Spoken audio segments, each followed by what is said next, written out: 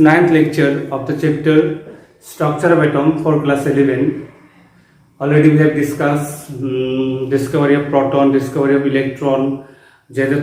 model, Rutherford model, drawback of Rutherford model, Bohr's model, and limitation of Bohr's model, and we have discussed wave nature of particle, that is de Broglie's wave equation and Heisenberg uncertainty principle. Finally we will discuss about what quantum number. हम लोग mainly 4 quantum number पढ़ना है, मतलब electron जहाँ जहाँ होता है एक इलेक्ट्रॉन को रिप्रेजेंट करने के लिए हम लोग के पास 4 क्वांटम नंबर है. मेनली हम लोग इलेक्ट्रॉन को लेके इतना स्टडी हो रहे हैं.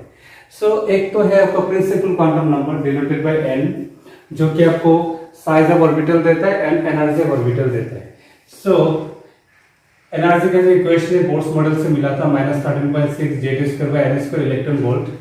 सो हाइड्रोजन एटम के लिए Z का वैल्यू 1 होता है, फर्स्ट ऑर्बिटल में एनर्जी होता है -13.6, सेकंड का होता है आपका -3.4, थर्ड का होता है -1.5, फोर्थ का होता है -0.85 और फिफ्थ का भी निकाल सकते हो. फिफ्थ के लिए ये क्या होगा 5 स्क्वायर यानी 25. you have to divide 25 by this value should be divided by 25. सो आपका ऑलमोस्ट बहुत कम वैल्यू मिलेगा. ओके, सो 6 का भी निकाल सकते हो. तो प्रिंसिपल क्वांटम नंबर अगर n = 1 होता है तो बोर्स ने बताया था कि इसमें इलेक्ट्रॉन कैपेसिटी कितना है 2, जिसको हम लोग k शेल बोलते हैं. अगर n अगर 2 होगा so that is l shell, so electron capacity कितना है 8 है. थर्ड n = 3 होगा तो that is m shell, electron capacity है 18. 2n² होता है, 2n². The general formula is 2n². 2 into n का वैल्यू 3 होने से that is 9, that is 18. So n = 4 होने से that is n shell, so that electron number कितना है 32. It means 2 into 4², it means 2 into 16, it give 32. ठीक है. तो जितना जैसे मान लो कि 4 शेल का साइज 3 शेल से ज्यादा है, थर्ड का साइज सेकंड से ज्यादा है, तो क्वांटम प्रिंसिपल क्वांटम नंबर से हम लोग को मालूम चलता है size of orbital and next is what energy of orbital. Energy का तो फॉर्मूला है एनर्जी.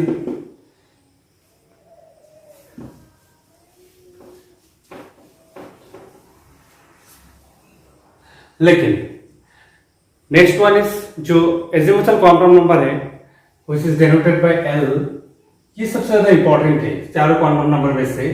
सो L का वैल्यू स्टार्ट होता है, मैंने फिर से रिपीट कर रहा हूँ, मैंने लास्ट वीडियो में बताया था तो रिपीट कर रहा हूँ, 0 1 2 3 dot dot dot dot n-1 तक जाता है. 0 होने से उसको क्या होता है s ऑर्बिटल, इलेक्ट्रॉन कैपेसिटी 2 होता है. 1 होने से p ऑर्बिटल, इलेक्ट्रॉन कैपेसिटी 6. 2 होने से d ऑर्बिटल, इलेक्ट्रॉन कैपेसिटी 10. 3 होने से f ऑर्बिटल, इलेक्ट्रॉन कैपेसिटी 14. हाँ, एजिमुथल क्वांटम नंबर मेनली आपको देता है, मेन है आपका शेप बताएगा. देखो कैसे s का शेप होता है स्फेरिकल याद रखना स्फेरिकल. p का शेप होता है डम्बल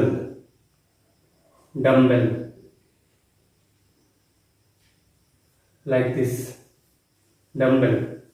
p का भी 3 पार्ट होता है, मैं बाद में आऊंगा. So actually this is px, orientation p है.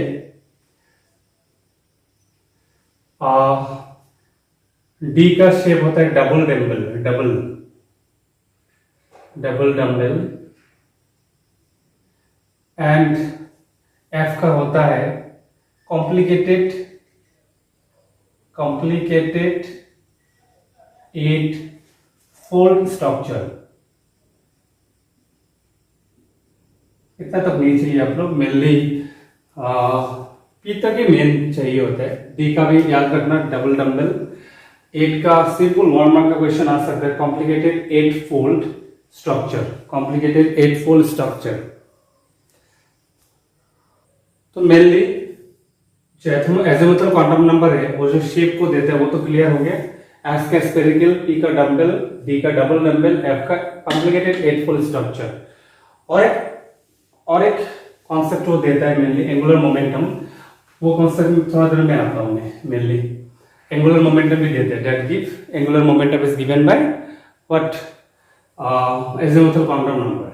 अभी देखो बोर्स मॉडल से हम लोग जब मालूम चला था n इज इक्वल टू 1 होता है तो इलेक्ट्रॉन कैपेसिटी कितना है 2। ओके, सो कैशियल सो n अगर 1 होगा तो l का वैल्यू कितना होगा 0। इट मींस s ऑर्बिटल किसका s है 1 का s है, 1 का s। इलेक्ट्रॉन कैपेसिटी कितना है 2, s में 2 होता है। तो जब प्रिंसिपल क्वांटम नंबर वैल्यू 1 है तो उसका एक ही शार्प सेल मिलेगा, that is 1s। Sub orbital भी बोल सकते हो, सब ऑर्बिटल বা orbital 3D space, spherical shape का 3D space. Next n is equal to 2, n is equal to 2, electron कितना होता है 8, that is l shell. So n 2 होगा तो l का पॉसिबल वैल्यूज होगा 0 and 1, 0 होने से 2s, एड्रेस है 2 का s है। देखो ये 1 का s है, 2 का s है, इलेक्ट्रॉन कैपेसिटी 2, और ये क्या होगा 2 का p होगा, इलेक्ट्रॉन कैपेसिटी 6। सो 2 प्लस 6, ये जो पावर में है वो इलेक्ट्रॉन है, ठीक है। आप लोगों को तो देखो एकदम बेसिक से बेसिक जानना होगा, पावर जो है वो इलेक्ट्रॉन है, इलेक्ट्रॉन 2p में 6 इलेक्ट्रॉन होगा। टोटल कितना है 2 प्लस 6 8 इलेक्ट्रॉन। इसका मतलब है सेकेंड ऑर्बिटल में बस सेकेंड एनर्जी लेवल में, इस एनर्जी लेवल में आपको मेनली कितना इलेक्ट्रॉन होता है, सॉरी कितना ऑर्बिटल होगा 2 orbital 2sl 2p, 2sl 2p। So next यहां पे लिखता हूं n is equal to 3, n is equal to 3 जो है प्रिंसिपल क्वांटम नंबर का वैल्यू अगर 3 है तो थर्ड एनर्जी लेवल में टोटल इलेक्ट्रॉन कितना होता है 18, जिसको हम लोग m शेल बोलते हैं, m शेल। सो l का वैल्यूज क्या होगा 0 1 2, 0 होगा तो 3s, 1 होगा तो 3p, 2 होगा तो 3d, यहाँ पे इलेक्ट्रॉन कैपेसिटी 2, यहाँ पे 6, यहाँ पे कितना होगा 10, तो टोटल कितना हो रहा है 18 हो रहा है, 18। ओके 18। इसका मतलब थर्ड एनर्जी लेवल में 3 ऑर्बिटल है, 3s 3p 3d। फिर आपको n इज इक्वल टू जब 4 होगा, 4 तक जाने से हो गया, इलेक्ट्रॉन टोटल है 32, आपको n शेल है। सो l का पॉसिबल वैल्यूज क्या होगा 0 1 2, 0 होगा तो 4s, 1 होगा तो 4p, 2 होगा तो 4d और 3d होगा, ओके 4f। सो 2 6 10 14, टोटल कितना हो रहा है 32। सो फोर्थ एनर्जी लेवल में कितना ऑर्बिटल है आपका 4 ऑर्बिटल है, 4s 4p 4d 4f, ठीक है। और एक बात है, ये एंगुलर मोमेंटम भी देते हैं, angular momentum mainly angular momentum L is equal to होता है, capital L is equal to h by 2 pi root over L into L plus 1। Okay, h हो गया प्लैंक कांस्टेंट, आपको मालूम होगा, 2 पाई तो वैल्यू मालूम है 3.1, L का वैल्यू जैसे आपको निकालने दिया है, फॉर एग्जांपल ना आपको 3p है, 3p ऑर्बिटल दिया हुआ है, 3p ऑर्बिटल का आपको एंगुलर मोमेंटम निकालना है, ठीक है। तो एंगुलर मोमेंटम निकालने के लिए 3p ऑर्बिटल का क्या होगा आपका 3p के लिए L का वैल्यू क्या है 1 है, p के लिए L का वैल्यू 1 है, तो h का वैल्यू पुट करो, पाई का वैल्यू पुट करो, L का वैल्यू 1 पुट करो, तो आपको एंगुलर मोमेंटम मिल जाएगा। सो फिर से बताता हूं, प्रिंसिपल क्वांटम नंबर है वो मेनली साइज ऑफ ऑर्बिटल देगा, साइज, एंड सेकंड क्या देगा एनर्जी लेवल, एनर्जी।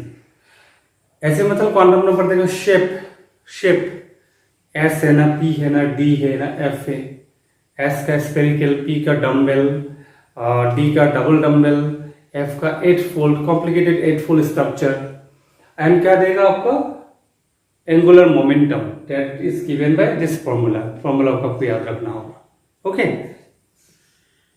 हाँ, मैं और एक कॉन्सेप्ट यहाँ पे बताता हूँ, जैसे देखो एक कॉन्सेप्ट है 2D एग्जिस्ट नहीं करता है, 2D यहाँ पे पूछ सकते हैं why 2D does not exist, 2D होता ही नहीं है। आपको आंसर ऐसा ऐसा छोटा छोटा क्वेश्चन पूछता है 2D एग्जिस्ट नहीं करते, मान लेते हैं 2D एग्जिस्ट करता है, मान लेते हैं तो 2D मतलब ये 2 जो है ये n का वैल्यू है, n का वैल्यू यहाँ पे 2 है तो l का वैल्यू क्या है 0 और 1 है, 0 होने से s है, 1 होने से p है, तो d तो होता ही नहीं है, d आएगा ही नहीं, l का वैल्यू एग्जिस्ट आ ही नहीं रहा है। d होने के लिए यहाँ पे l का वैल्यू कितना होगा 2 होना पड़ेगा, जो कि 2 होने से l और n इक्वल होना पड़ेगा, जो कि n और l इक्वल नहीं होता है। ओके, सो यहाँ पे आपको एक बात याद रखना, आप ट्राई करना, जैसे आपको 3D है, 3D के लिए n का वैल्यू n और n प्लस l का वैल्यू निकालना है। यहाँ पे आपको लिख दे रहा हूँ, सबसे पहले क्या है 1s, ये कितना है 2s, फिर कौन है 2p, फिर कौन है 3s, फिर 3p, फिर 3d, 4s, 4p, 4d, 4f। इसका कॉरेस्पॉन्डेंस में आपको n प्लस एल का वैल्यू निकालना है, वेरी वेरी इंपॉर्टेंट, प्रैक्टिस करना घर में, ठीक है। मैं बेसिक से जा रहा हूँ, थोड़ा थोड़ा करके बताते जा रहा हूँ, आपको थोड़ा भी अगर क्लियर होता है ना, ये बहुत काम का है, आगे जाके आपको बहुत फायदा होगा। तो यहाँ पे n का वैल्यू क्या है, देखो इस सामने जो भी वैल्यू है वो n का वैल्यू है, n का वैल्यू क्या है 1 है, और s के लिए l का वैल्यू कितना है, मैं यहाँ पे लिख देता हूँ, देखो l का वैल्यू 0 1 2 3, 0 होने से s, 1 होने से p, 2 होने से d, 3 होने से f। तो s के लिए l का वैल्यू 0 है, तो यहाँ पे n प्लस l का वैल्यू भी 1 ही होगा, n मतलब प्रिंसिपल क्वांटम नंबर, ये n का वैल्यू है, और s के लिए l का वैल्यू कितना है 0। नेक्स्ट 2s के लिए देखो n का वैल्यू 2 है, s के लिए l का वैल्यू 0 है, तो 2 ही होगा n प्लस l।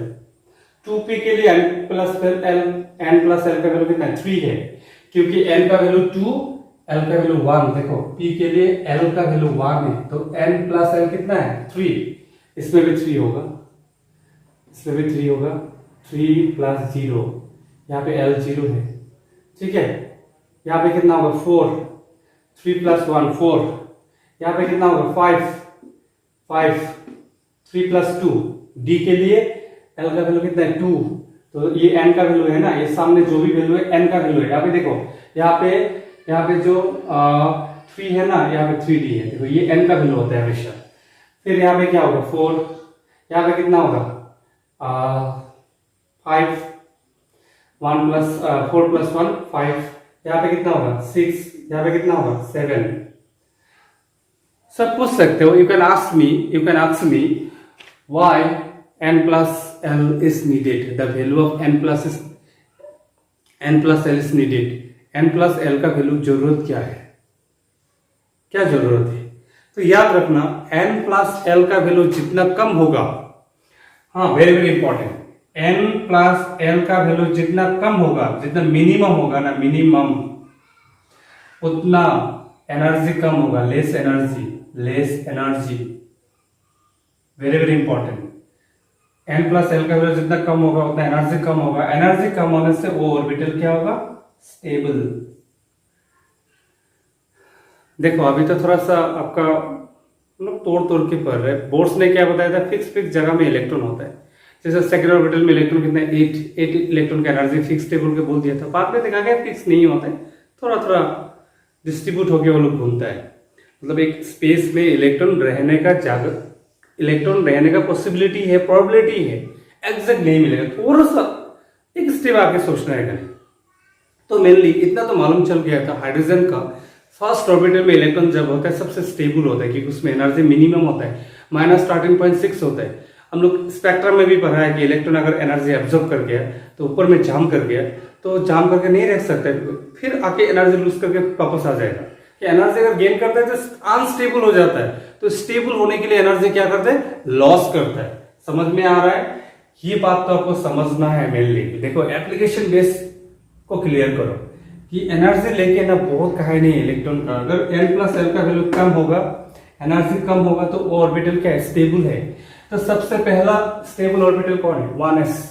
तो इसको ना एक अफबाउ प्रिंसिपल मिलेगा आपको, ये बात को सबसे पहले अफबाउ ने बताया था। अफबाउ है, अफबाउ प्रिंसिपल आपको बुक में मिल जाएगा, अफबाउ प्रिंसिपल। स्पेलिंग को मैं लिख देता हूं, अफबाउ अफबाउ प्रिंसिपल। ओके, देखो अफबाउ ने बताया था कि जिसका एनर्जी कम होता है वो ज्यादा स्टेबल होगा, और एनर्जी किसका कम होता है, जिस ऑर्बिटल का एनर्जी कम होता है वो ज्यादा स्टेबल होता है। एनर्जी कम कैसे मालूम चलेगा, n+l का वैल्यू से। तो सबसे कम एनर्जी किसका है, 1s। फिर कौन है, 2s। देखो 2s का 2 है तो इसका एनर्जी 1s से ज्यादा है। फिर आएगा आपका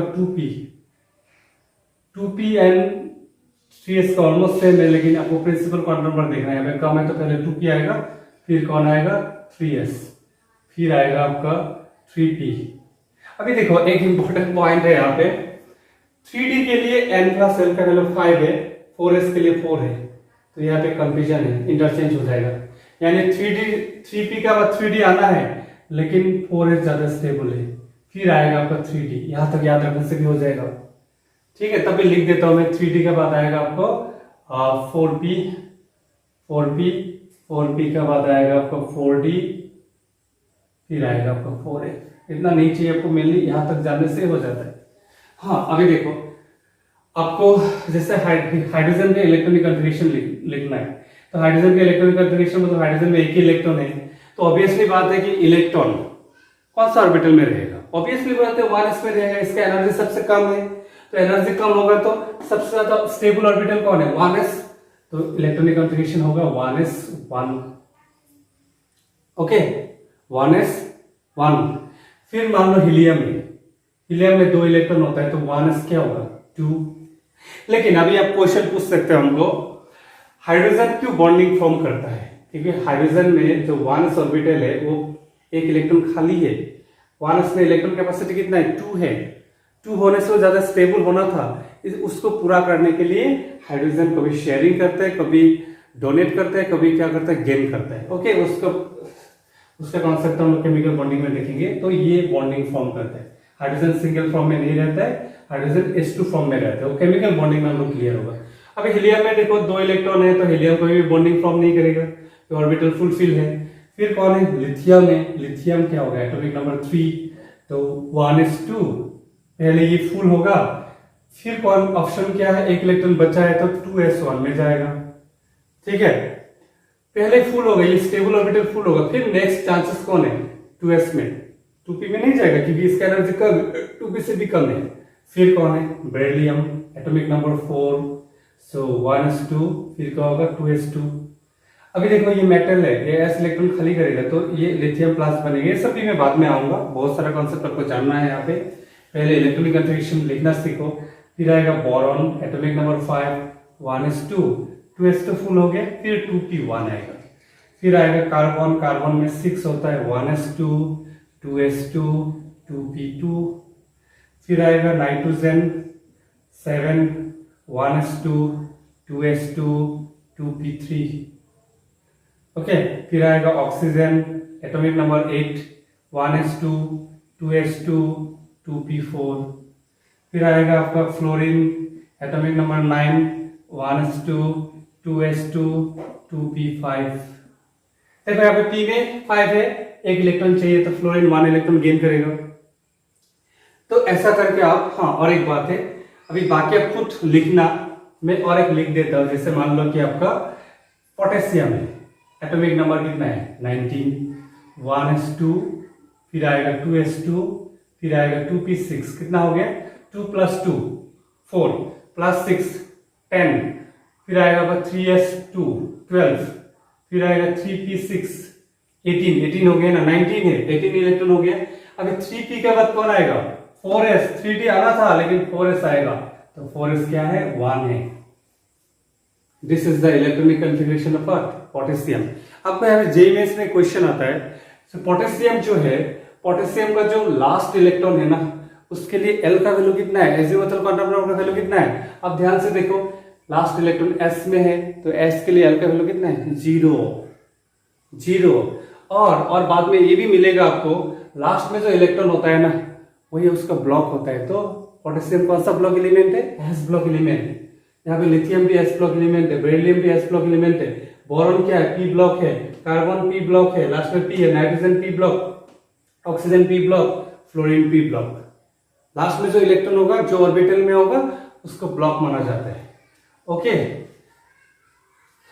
सो आपको आपका प्रिंसिपल भी क्लियर हो गया। आपको ये बताया कि ऑर्बिटल को हम लोग एनर्जी का इंक्रीजिंग ऑर्डर में अरेंज करना है, उस हिसाब से इलेक्ट्रॉनिक कॉन्फ़िगरेशन लिखना है।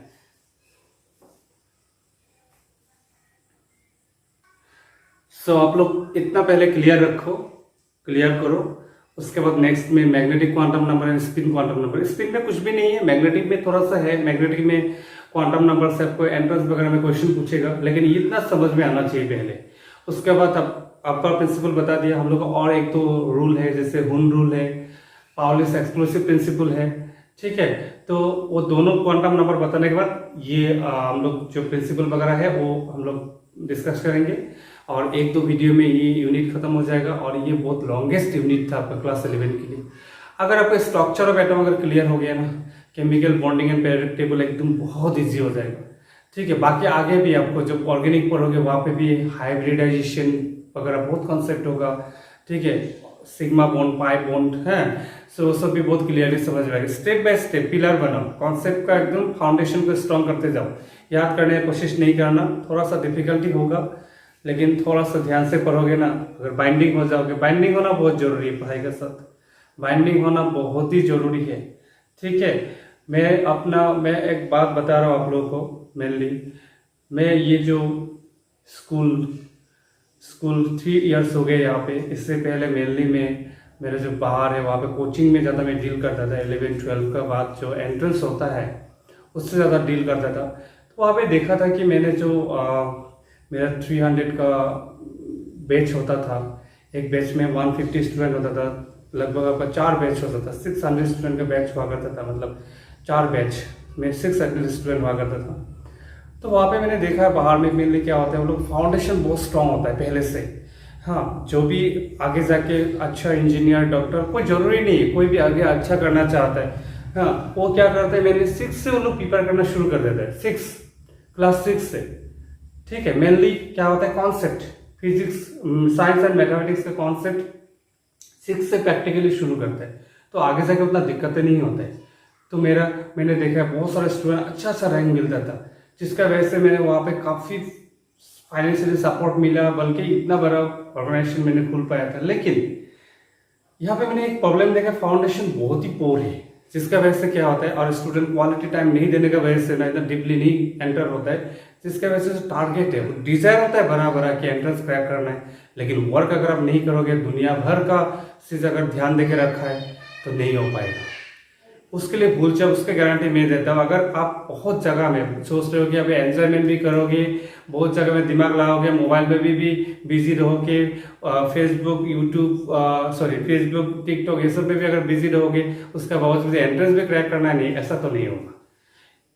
अगर आप रियली कुछ भी नहीं जानते, कोई बात नहीं है, अभी भी अगर आप पूरा खुद को ठीक करके खुद को अगर बिजी रखते हो, only in studies, quality time दे रहे हो समझने के लिए, अगर 2 साल दुनिया सब कुछ भूल के, अब बाहर में ध्यान नहीं देके, कौन क्या कर रहा है किससे भी मतलब नहीं रख के अपना अगर काम करते हो, 2 साल अगर फिजिक्स, केमिस्ट्री, मैथ, बायोलॉजी को एकदम ध्यान से स्टेप बाय स्टेप अगर समझते हो ना, अपना माइंड भी बहुत स्टेबल हो जाएगा। माइंड पे भी एकदम अनवांटेड कोई भी चीज नहीं रहेगा, दिन भर पढ़ने का मन करेगा, और धीरे धीरे आपको एक फाउंडेशन फॉर्म होगा। और उसके बाद अब जब एंट्रेंस करके कोई इंजीनियरिंग या मेडिकल करने जाओगे ना, फर्दर जो भी पढ़ने जाओगे, वहाँ पे आपको बहुत अच्छे से समझ में आएगा और एक डायरेक्शन मिलता जाएगा, फिर जॉब लेने में भी बहुत इजी हो जाएगा।